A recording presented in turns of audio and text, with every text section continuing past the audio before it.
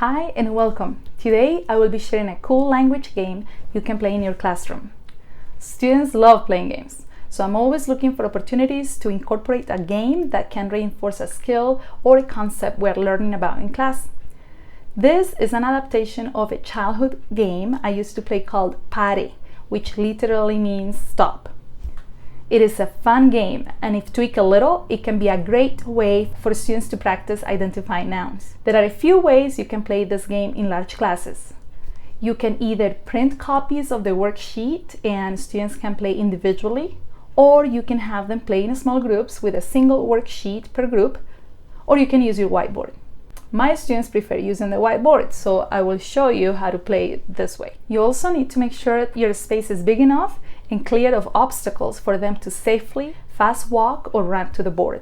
With anything we do in the classroom, clear expectations and roles are key to this activity being successful. So here are the instructions.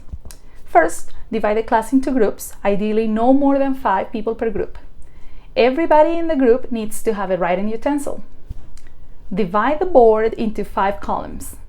Then explain to students that you will call out a random letter from the alphabet. Their job is to write on separate sticky notes 5 different nouns. A noun that names a person, first names or job titles only, no nicknames.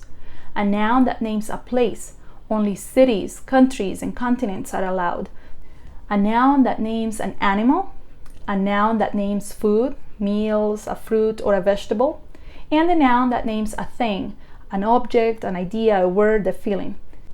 One person in the team will post those sticky notes on the board.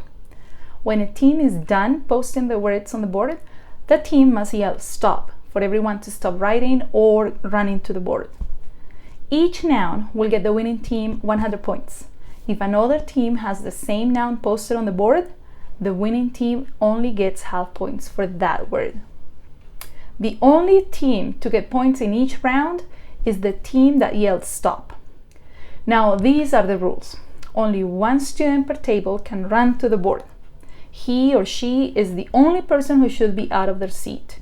If there is more than one team member at the board, the team is disqualified for that round. If the team has the wrong noun posted after they've yelled stop, they are disqualified for that round and the other teams can continue competing. Here are some suggestions for your students. Advise them to have 5 sticky notes ready on the table. Remind them to work together, to talk to each other, to make sure they don't repeat a category. Tell them not to worry about correct spelling. As long as you can figure out the word, it counts. Made up names don't count. You need to keep track of the points per team on the side of the board. Then you can decide how many rounds you will play and what reward you will give the winning team. This game is a cool activity you can use with all of your students. I teach ESL levels 1 and 2, and to scaffold this game for my lower level ELLs, I allow them to use a picture dictionary. I use the Oxford Picture Dictionary, and I write down the pages where they can find examples for each one of the categories. I hope you give this activity a try. I can assure you your students will love it.